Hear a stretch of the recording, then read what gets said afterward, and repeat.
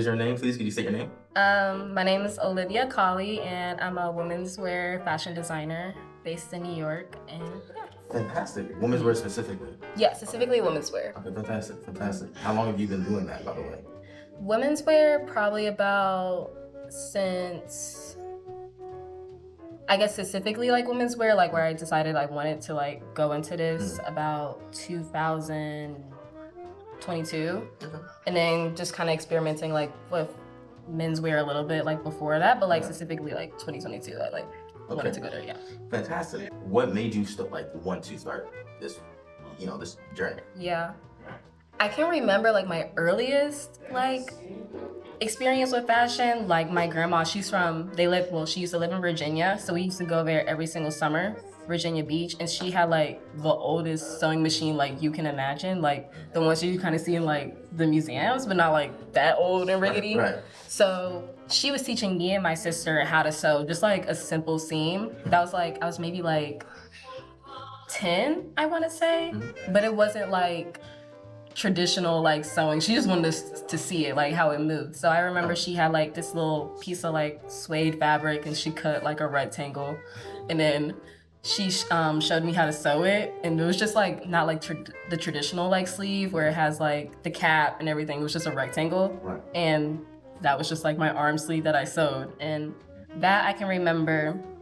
And I was maybe about 10, and then maybe a year or two before COVID, so like 2018, my sister, she had a sewing machine where she was like learning how to sew, but she gave it up, and then I wanted to sew, so I just used her sewing machine, and then that's really where I was like, oh, I kind of like this, and started doing my own like designs, like skirts and everything like that. And my mom, she put me in sewing classes, and then I learned how to like sew napkins and like home like upholstery, and then I want to say 2020, like right before COVID, so maybe that was like February 2020, I was like, okay, I'm gonna do like patchwork jeans and denim, and then COVID happened, and then I had like all the time to learn to like sew, and then that's really like I went into the thick of it. Right. And then after about that, maybe, because COVID was like about a year or so, a year and a half maybe, I want to say.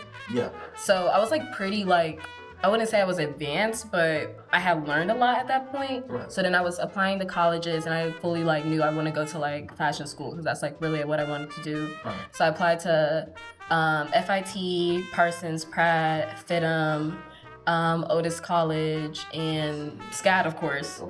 So then got into like most of those. Oh, and then also Clark as well, because they have the fashion program. So got into that, decided I want to go to Parsons, and then that's really where I like started finding my own aesthetic, like my first like year at Parsons, and then went on from there, and then I'm here now. Yeah. Yeah. That's a story. Wow. Okay. So you were just, it was your family that kind of, your family, and just plus you're naturally kind of drawn to like creating, designing, or how, like, do you have like a specific memory that? I think I always liked building something creatively, because before fashion I was really into art. Yeah. So my senior year in high school, I actually had my own like art exhibit. Like that was like, I was so into art at one point, and then I think I just got burnt out, like, Right. and I wanted to move on to the next thing, because I wasn't in love with it the way I am with fashion. Like fashion, like I feel like it's really in me, like, and even like before I was like really like drawing, like I was still kind of like feel and like maneuver with fabric, so it kind of was like in me in a sense before I knew it was in me. But before that, like drawing was like truly my passion, like painting and everything like that. So I would work on like cassette tapes, like drawing over that. I did a one piece I could show you, like I did a piece on like an actual couch where I spray painted it and like did portraits on it. Like I was like super like into like doing all that, but I don't think I had like a background, like my mom and dad, they don't really have an art background. My mom, she went to architect school though. So she like knows like the whole idea of like studio classes of what I'm doing with now. Yeah. But before that, I don't think I really had like any representation of like in my own like environment to be like, okay, like my father is drawing and that wanted me to draw. I just kind of like took it apart and then kind of build off of that. Because very early on, like maybe when I was like I think around the same age, like 10, like before my grandma like showed me how to like sewed. I was in art classes, like this little kids little art class to do, and then we were just drawing like foxes with like charcoal. So I can remember like doing like cross hatching like when I was like younger at that point, and then obviously like when I was in elementary school, in middle school and high school, I took art classes all throughout, but especially in high school, I took AP art. Oh, nice. So That's nice. it was like an advancement of like techniques from that too. So really, I would say some form of like creativity has always like drawn to me in some kind of way. Cause I remember like visiting museums like with my nana or my grandma, or even with my mom, like early on with my sisters, like we would like always look at stuff, whether it was like sculptural or just like modern art. So I think I've always just been drawn to like what art can be imagined as. And even now, like in my designs, like I still try to incorporate like some kind of like drawing or like screen printing of like print techniques onto like my designs. So yeah. What is it specifically about designing that you like, and about the process that you like that keeps you coming back? I always tell people like, because people sometimes ask me that in a different way, like what about like fashion do you like? Yeah. And it's really never the processes like that get you to where it is, like the pattern making and then the sewing and then going back and tweaking it. Like often, like I don't think I'm ever proud of my work till after it's like finished, and then I'm like a week removed to like after it's finished. So like I recently did one of my looks, my first look from my pre-thesis collection. I did the print pattern for that. I designed both of that. So both of them, the top is derived from a crocodile texture skin. So I took that, blown it up on Photoshop, and then kind of like drew over like circles and then put like my own colorway that I wanted and then blended that together, then printed that. And then for the skirt design, I took like, how do I explain it? I guess a peacock. You know how peacocks have like those little circles and then oval things inside of it? So I took like the rendering from that, also photoshopped it, like tweaked on like the exposure and contrast to like where I wanted it, and then made into like a bunch of like different CPT like training into it, and then blown that up and put that on the skirt pattern. Right. So I guess like that I think the building part of it, you don't really think about it too much as you're going through it. Like oftentimes when I'm pattern making and then sewing it, it's just kind of like mind muscle memory is just kind of what I'm doing. And it kind of feels like sometimes like a pain in the back, like especially when you're going through the most difficult like challenges. I feel like for me, pattern making, I just like going back and forth with pattern making, it's just kind of like my mind goes elsewhere. Right. But like when I'm done with it, I take a picture of it, I put it on a model, and I'm like a week removed of it. I'm like, oh wow, like this is actually like amazing. Like I actually really like this. And I think that's what's most rewarding or what I like about it.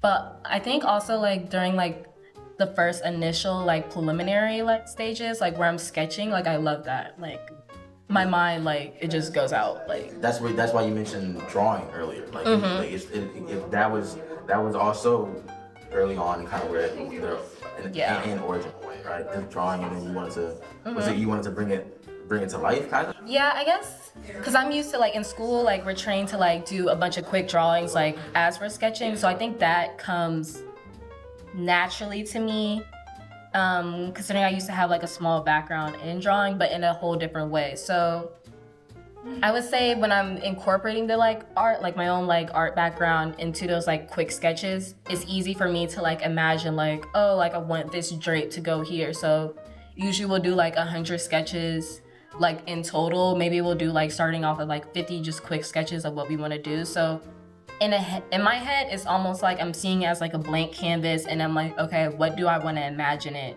based off like from my mood board? And especially like from building a mood board, I kind of see it as like building my own new artwork piece, because it's like, what do I want to convey in my concept? What textures do I want? Do I want this element to stand out past like the colorway and like this texture, or am I going to derive something that's even smaller? Like, for example, like as I talked about for my first look for my pre-thesis, the crocodile skin in my mood board, I like referenced like just the texture of the skin, but I also referenced like the backing of an alligator tail that I used on one of my skirts for my second looks. So it's just like little details like that. Like I think of when I'm building like my mood board especially, and then in the preliminary like drawings, I'm like, okay, like this is what I'm looking at.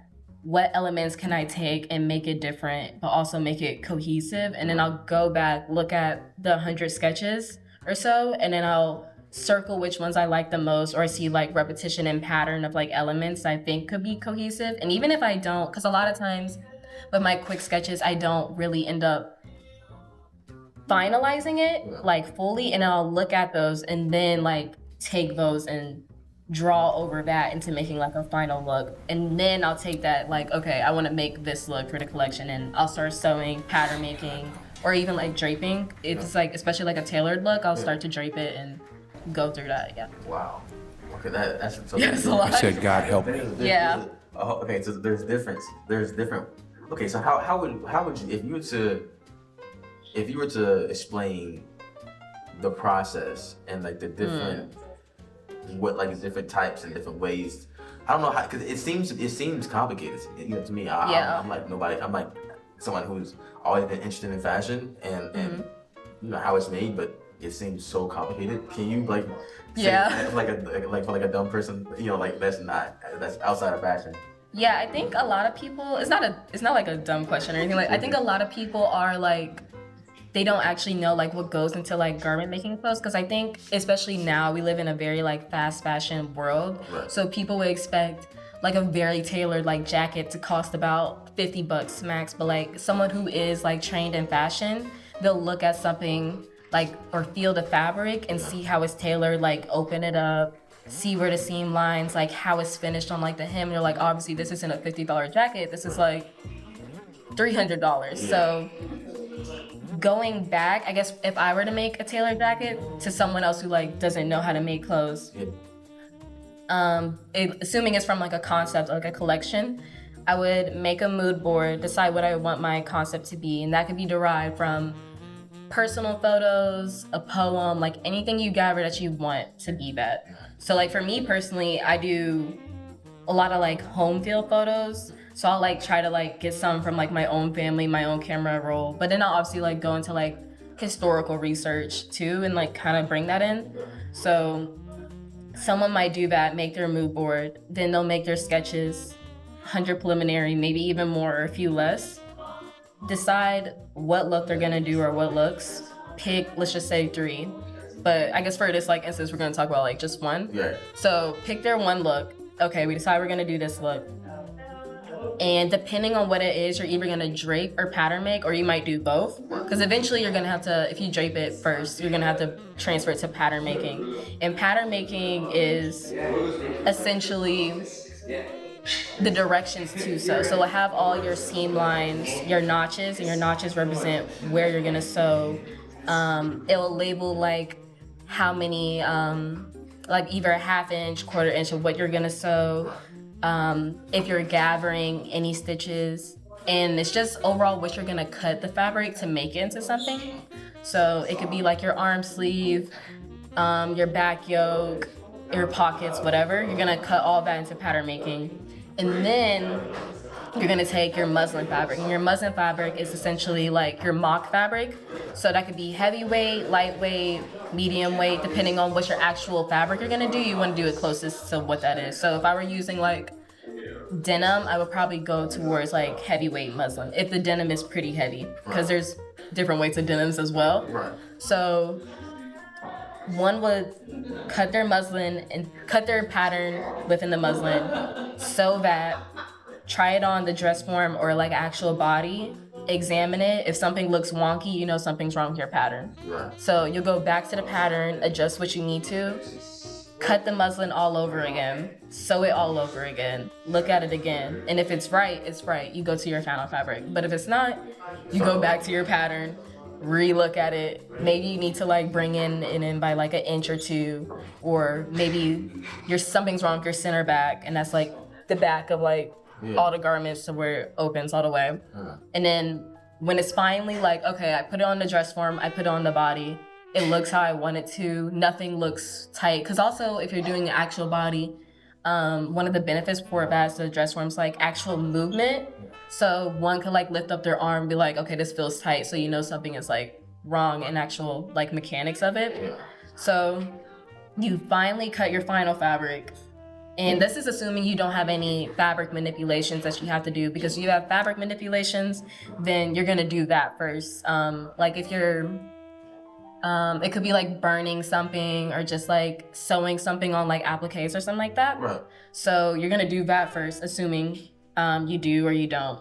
And then you cut your final fabric onto your final pattern that you know is perfect now because you went back and adjusted it how many ever times if you needed to.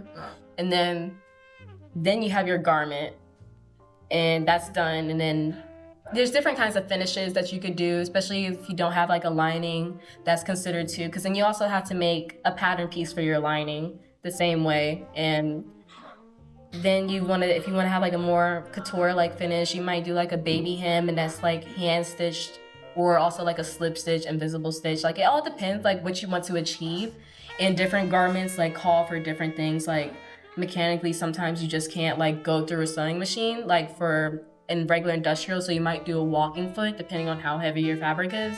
So like that's why like sometimes I always explain to people like, yeah, this isn't gonna cost like $50 because like I could look at the finishing and tell like this is like done by hand. Like this hem alone took someone like 2 hours, and like someone's home machine like back in I don't know, whatever state or country, like who've done in like however many like minutes, and you could tell it's not even like done that well. It's like there's a lot that goes into making clothes. And when you look at like other fashion collections as well, it makes you kind of step back a little bit. It's like, oh, how did people make it? But these people have like people who work on just beading alone, like, and that could be like 5 people, and then another set of people doing the pattern making. Like it's a whole like orchestra that goes into it. And when it comes to like clothing, it's like really like a delicacy, almost like I kind of explain it almost like cooking. Like you know when food is bad, and you know when someone like puts low effort into it, because something is gonna look off. And then it's the same way like with fashion. Like when something is like rushed or low effort, you're gonna either feel it or look at it, and most of the times you're gonna see it too, compared to like a chef who's like top 5-star Michelin, and then you're like, oh, this hand stitch that's done, it's like you could barely even tell unless you like seam rip it all the way. It's like, wow, this is done like really well. So that's like everything, at least with fashion. And then product design is like a whole different ball game. Like, and you're into product design as well. I used to, and then I went back to like they call it collections. Collections like garment, and then product design is like hats, accessories, and shoes and stuff. And I went back to collections because I was like, I don't want to like do this. Like making a shoe it's not for me. It's not for me. I tried and it was fun, and I decided I don't want to do this unless someone else is doing it for me properly. So yeah. Okay, so is it you would say is it different? Like is it you say like product is it more difficult for you like in general, or would you say more difficult just personally for you? I think it depends who you ask. Like me personally, I think product design was a little bit more difficult for me, but I also just really loved garment making opposed to like making products as well. Okay. Yeah. Oh, okay. Beautiful. Do you have, is it a specific garment that you only do, or a specific garment that you only liked, or that you like? Well, do you do all garments, or do you do a specific garment? And like, what is your favorite garment to make? I do all garments. Like I'll make a jacket, shorts, pants, skirts, shirts, whatever. But I really love making dresses. Like, if I can do dresses for the rest of my life, I would do that. But like, and like some people do, because there's obviously like bridal, and then like certain like brands of couture that like mainly do dresses like within their own aesthetic, they do that. But I'm learning more of like to branch out a little bit of that. Like my recent piece, it's a top and a skirt, but a lot of people think it's a dress just because it flows together. So I always have to correct people on that, like it's actually like 2 pieces instead of like 1. So I feel like now I'm kind of combining that to where it could look like a dress, but it's separate. You have to send that to me so we put it. Yeah, definitely. So then, and then my second look that I posted, That's a jacket and mermaid skirt, but I did like a cape with it for the jacket. So I do it all essentially. Yeah. But I love like working with dresses. Like designers like Anne Lowe, I feel like really inspire me because she was like a dressmaker, and especially for like couture and like upscale like clients. Like she had even like designs like in early like Oscar days. Like a lot of actresses like did speeches, and then John F. Kennedy's wife, when they got married, she did her wedding dress. So it's like, and her bridesmaid dresses as well. So that kind of like expertise in like hand stitching, like that really inspires me, and I want to like get to that point, and like I'm training myself to that point, and so it's like the school I'm at, and I really like that's what really gets me like into my thing. Yeah. Fantastic. Okay. Wow. So that's it's so much. Yeah. I'm kind of overwhelmed myself. But like, what are your inspirations specifically? Yeah, you just tell me that. Yeah, just tell me that. Overall. Yeah, I guess overall, when it comes to building my own designs and collections, I look more towards my life experiences and what I see. So right now I'm working on like a small summer collection because I'm from here, but I also have a bunch of family like from the South. So I'm kind of like basing a small like summer collection based on like Southern Belle and like the femininity of that. Femininity inspires me, but not like traditional like how we see it, just kind of like exploring like how women can be built up. So that can involve like sensual aspects, or even just like small derivatives of like certain time periods. I do love silhouettes from like the 60s, the 40s. I try to incorporate that into like a modern way. And then sometimes I used to do a lot of my designs based off like a soundtrack of like what I hear in movies. Like when I was in high school, I did like this one outfit, and I could try to find a picture of it. I did a small like mini little outfit for like a doll, like a little Barbie doll, because I didn't have enough fabric at the time to do like a whole full outfit. Yeah, I did that based off this one scene from Pulp Fiction. You know the scene where they were dancing in the little milkshake spot? I forgot where they were, but like that one infamous dance that they do like between her and exactly, the little twist, exactly. I did that just off of this scene. And I used to like have this entire playlist that literally, it's on my phone. It literally says like songs I would want to like make clothes off of, just to like how I hear it and like what I imagine it. And that's like, it goes from like rap music to like classical. It's like a whole genre, just like beautiful songs that I love and I can see it. And a lot of those songs I like end up incorporating to like fashion shows, like my first ever fashion show. I incorporate a lot of those early songs I really love into that. A lot of designers that do inspire me, I do love Tom Ford. I feel like he exemplifies like sensualness of a woman like really well in like a different way, especially his early work with like tailored suiting for women. Like I love that. I want to get to that point as well, like just having a twist on femininity. Just a whole different kind of vibe. And then just like my life experiences, whether it's like emotional or like what I see or like things I remember when I was like 10, 9, or like even now when I'm like 16, like it all like comes together in its own way. Or like even because I'm at the age now where like I travel more than I ever did. I feel like when I was younger, so whether it's like across the country where like I went to Jamaica and then I took things from Jamaica and then like put it into my own like twist of a way.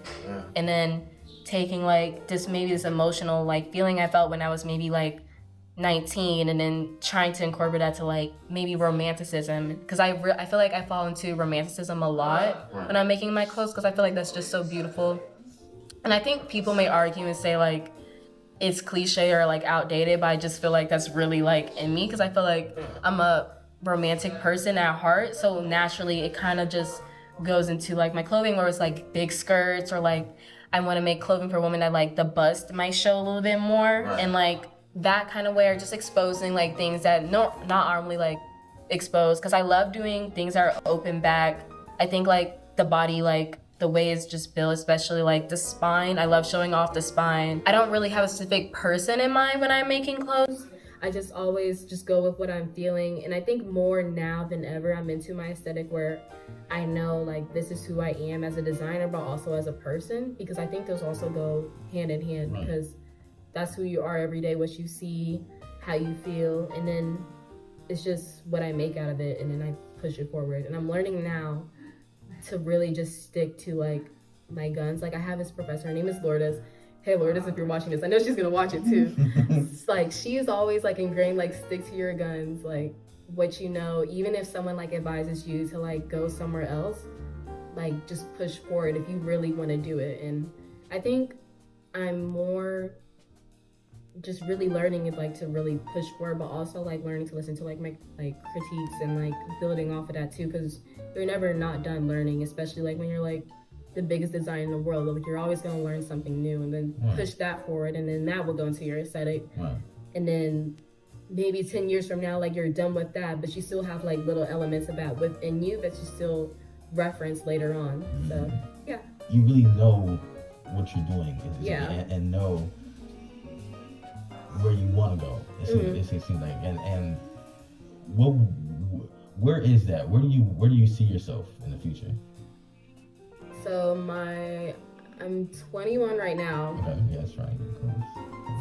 And then I'm gonna be in my senior year at Parsons. Yeah, at Parsons next semester. So this upcoming fall, I see myself more pushing myself forward in couture, especially within techniques. And I'm right now like practicing that because I know that's where I want to go. Still in New York, definitely in New York. Probably working with alike brands, maybe like Mercurian, like kind of just pushing myself forward. I do want to maybe a few years like under like a small like seamstress like little job, but ultimately I still want to go towards my own brand, Colley. And then so maybe like 5 years when I have the money, because funding fashion is expensive. And like even like as a student, like I'm like let me go spend more fabric. But 5 years from now, I could definitely see myself more established in my own brand, but also just myself as a designer and like the skills I take forward and like whoever I learned from in the past, especially like after I graduate. Wherever I end up at, I'm definitely gonna learn like a lot more from them and carry that on, and my own like mentors like push me forward. Explain to the people your brand, Colley. Yeah, so Colley, obviously my last name, my father. Shout out Pop, man. So a real Colley one. is a women's wear fashion brand, luxury. I would say is mostly derived from like more techniques like couture techniques, but I wouldn't say it's couture yet to where I want to be. I think I'm still dabbling like where I want to take that, but yeah, women's wear, luxury women's wear fashion design, lots of dresses, lots of skirts, very feminine, referencing a lot of silhouettes from like maybe 60s, 40s, and derived from what's me, which is romanticism, Southern like hospitality and everything that's with me as like someone who's from Georgia, but obviously like still like living in New York and all my experiences there. And yeah, I'd say that's where I could say Colley is right now and what to expect, and just more. Yeah, more to come, more to see, more to do. More to do. Yeah. Are you taking? Do you take personal like requests through Colley, or was that through you personally? Yeah, so currently, right now, because a lot of people do ask me like, hey, I want to do this by you, and then they'll come to my DM about it. And then usually the process is like, for example, let's say you DM me like, oh, like on a jacket or something. Yeah, I want this jacket, blah blah blah, and let's assume you're here in New York. So I'll just tell you like what this is my flat fee. Because I already have like a contract written up for most of like my commissions, so they can look over it. Stylists, I have a whole different contract because a lot of times I'll have stylists like, hey, like I want to use this for a shoot, blah blah. I'll send them, this is what it is. So you would say, okay, I agree with this price. Boom, we do our contractual like thing, and then I'll take your measurements so I can get them like to the T, depending if you want a more tailored look or not. Well, regardless, I would have to get your measurements. And then again, like the whole process, how we said, like concept pattern. Yeah, concept, pattern, muslin. Yep. So then the muslin outfit on you. Okay. It's good. Boom. Final fabric. And then you're like, okay, I love this. And then, yeah, it's yours. And then I sew in my Colley label. And then it's yours. Yeah. You have your own Colley piece. Yeah. Nice. Mm-hmm. New York versus Atlanta. Mm-hmm. You know, I know you say you were born here in Atlanta. Yeah. But you obviously like New York. You love New York. Yeah, right? love New York. Yeah. And so, if you had to pick one, which one would you pick? It like one or none, you know. One or none? One or none, yeah. I'm gonna go with Atlanta solely because New York doesn't have Waffle House or American Deli. Not Waffle House? Actually, this is a very hard statement that I'm like willing to stand on. Mm-hmm. Atlanta, because New York can't do soul food the way Atlanta or anywhere Southern can. And I'm willing to like stand on that, and I'll like argue anybody down. I feel like, you know what? Okay. Cause there's this place I love in New York. I'm not gonna blow up. I want to blow up their spot, but it's like it's literally called, okay. It's called Ma and Pop. That's literally what it's called.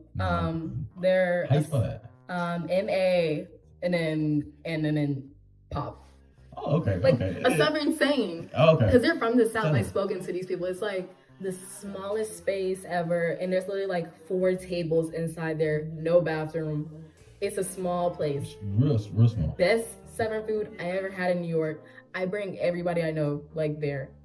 And like I try to gatekeep a little bit, and maybe this night, I don't know, their price is gonna go because they're also like reasonably priced too. So Okay. I feel like when people from the South come to New York, Yeah. and they make whatever restaurant or whatever food, it's great. Right. But When the people are from New York, I can't speak to like other northern states, but when the people are from New York and they make fried chicken, I can taste the difference from my friend's grandma that I tried 10 years ago. I can taste that you didn't even season the flour probably. And I feel like those little things matter. And then you can't beat Waffle House. Right. You absolutely can't beat Waffle.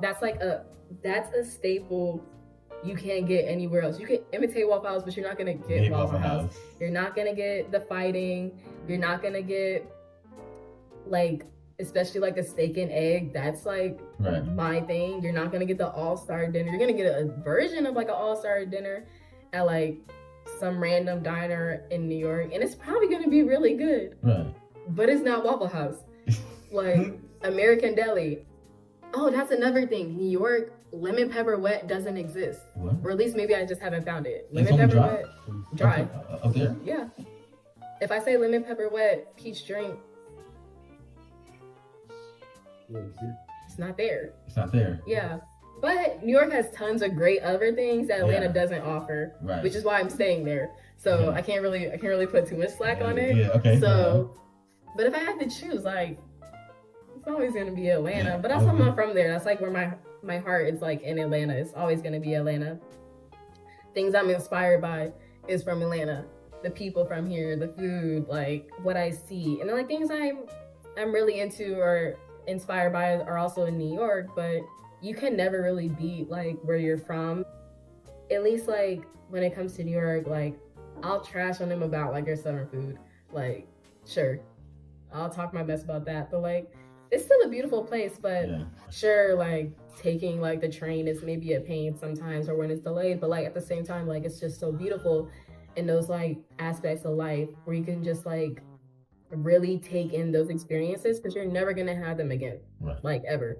I'm never in my life ever gonna be like, oh, when I went to Parsons and I would get off of Union Square and it was like pouring rain and I had no umbrella and I like had to run an entire like 10 minutes just to get on class time. I'm never gonna be able to say that like ever again in my life. And that's because I'm in New York. Like some of my best friends, they're from New York and they're living there now. And like they'll fight me on like the soul food comment, but I'm still gonna stand on that.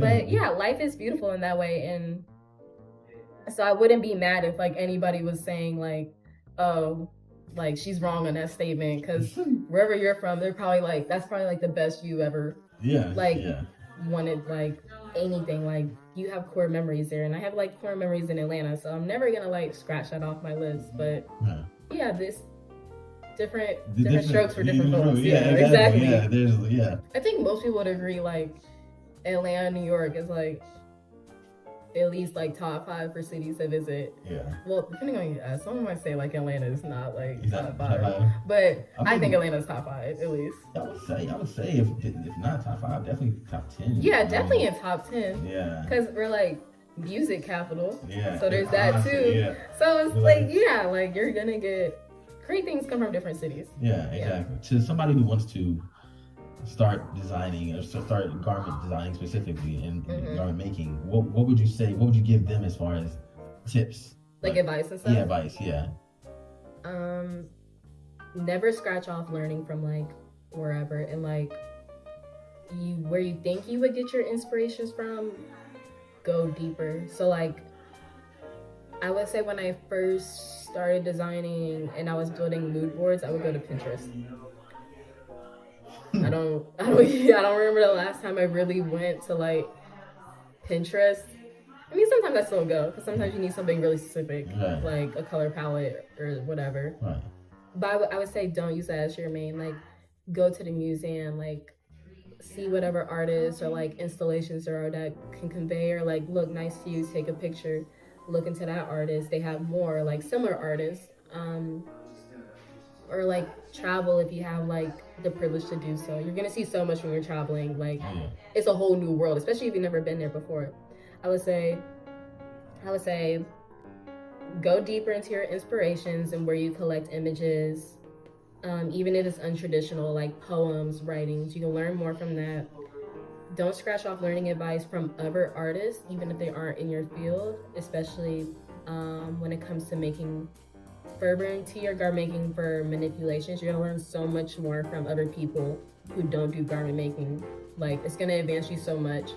And I would just say, like, it's kind of cliche, but practice really does make perfect. Right. The more you sew, the more you do pattern making. It's gonna be a pain to do pattern making. At least for me, I don't like pattern making. Right. Some people love it. I never I've done pattern making so much and I still haven't loved it. But it's part of the process. Enjoy the process. Keep learning. Keep pushing yourself. Look to people who are older than you, younger than you for advice. Network, because you're always gonna like find someone who's in that field who would know someone who knows someone. Yeah. Network is gonna find like you in a happy place when you network. And I would just say because I feel like when I first started garment making, for the first two years, I didn't really know what I wanted to like convey as a designer. And I would say this is like the first year I really was like, this is who I am as a designer and this is my aesthetic. So I think part of that might have just been because I didn't like take the opportunity to learn myself further. So I would say any chance you get to like learn yourself as an artist or who you are as like in a different kind of like technique that you improve into your artistry, just like drown yourself into learning who you are as a person, who you are as an artist. Combine that, like talk to other people, show your work off, because like outside opinion does matter sometimes it doesn't, like I don't know, depending on who you ask. But ask people what they think, like keep going, push yourself, and just like go into like garment making the best way you think you can with like everything that I just say, because even when you think you know everything, you're gonna like find something else new. So yeah, I would say those are the advice, tips I would get. Don't cheap out. Don't cheap out on fashion supplies. Get a good pair of fabric scissors. It's gonna take you so long. I have one big pair of fabric scissors that are like 10 inches long, and I haven't sharpened them yet, and it's been about 2 years. They're dull just now. Don't cheap out on fashion supplies. You're gonna pay for it later. That's number one, actually. That's number one. Don't cheap out on supplies, because you're gonna use it constantly, and then it's gonna break on you, especially a rotary cutter too. Like, I would say maybe like for now, I'm only saying that pencils. Don't cheap out on pencils. You could cheap out maybe sometimes, but the further you get into garment making, like I forgot what pencil is called. My friend Pierce, he put me on to like it's like a mechanical pencil, but it's not just like the school mechanical pencils. It's like for really precise lines. That makes a difference opposed to like a regular pencil. Like I learned that. So maybe in your first year, use a regular pencil. Like it's cool. When you get deeper into garment making, you're going to realize, okay, let me switch to this mechanical pencil. I'm gonna tell you, so I can look it up and then you can put it in. But yeah, I would say that's the only thing you could cheap out. Okay. Like I can think of at least for now. Okay. Yeah. Paper, scissors, and a pencil. Maybe like your first year. Okay. After that, you have to advance. You have to move on. Okay. Because you have better skills now in a year compared to before. Like you're just it's gonna be a pain if you just stick to that thing. It doesn't advance you. Yeah, it's like Okay.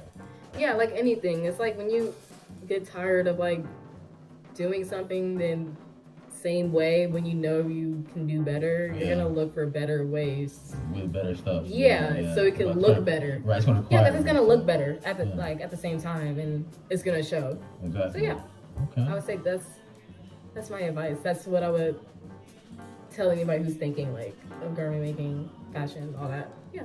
So I got two last questions, right? So what are your like top 5 like people that inspire you? Cause I know you mentioned 1 or 2 already. And then after that, brands. People. Yeah, I'm gonna do some. Okay, people, Ann Lowe, Tom Ford, Ellie Saab, and I think that's my solid 3. Okay. Like on occasion. Sometimes Rick Owens, because I love how he drapes fabric. I personally don't have any draping like in my designs, but I just love how he does it. So those are like 4 people who inspire me, but I wouldn't say my top 3 like solid Ellie Saab, Tom Ford, and Lowe. Love them down. Honestly, brand wise, Tom Ford when he was a creative director, and Tom Ford when he was at Gucci. I feel like I have to make that really specific. Okay, Tom Ford when he was creative director at his own place, and Tom Ford when he was at Gucci. Amazing. Loewe, love them. Like I think they, like Jonathan Anderson, like amazing. Like how he just combines it. Loewe, Tom Ford. I'm gonna stick to those 2. I mean, Jonathan Anderson as a brand alone, great. Oh, I mean, early Dior, but when Raf Simons was at Dior, when Christian Dior was actually at Dior, like before he passed, like, love that too. Like, people don't make dresses like that anymore, and I love it. But because people consider it like outdated, which I get, but you know, there's still like artistry and stuff that's old. So, Brad Simmons at Dior, Tom Ford was at Tom Ford and at Gucci, Loewe, Jonathan Anderson. Yeah, I would say that's my solid. Like that's my solid.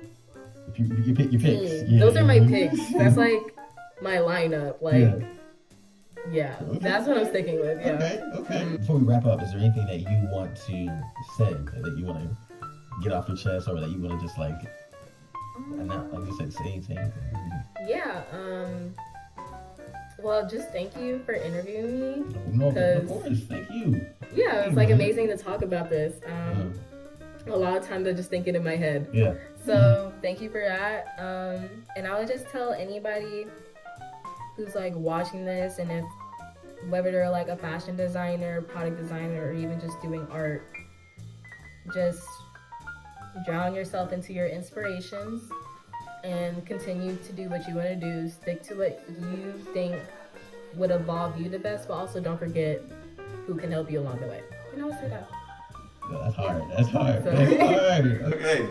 Well, thank you. This is Olivia Colley, right? Yep. And of course, tell them where to find you on. Oh yeah. You can find me on my Instagram, Ocolley, OCOLLEY_. Even though my last name has one Y, but Instagram didn't give me like the full thing. Yeah. So you can find me on that. I have a brand page, Colley Official, COLLEY, and then official. New things to come. In the process of working on a small summer collection to build into my portfolio that will obviously be showing on my Instagram. And my commissions are open, doing everything like that, and that's where you can find me on. And Fantastic. Fantastic. Okay, all right. Cool, thank you. Thank you.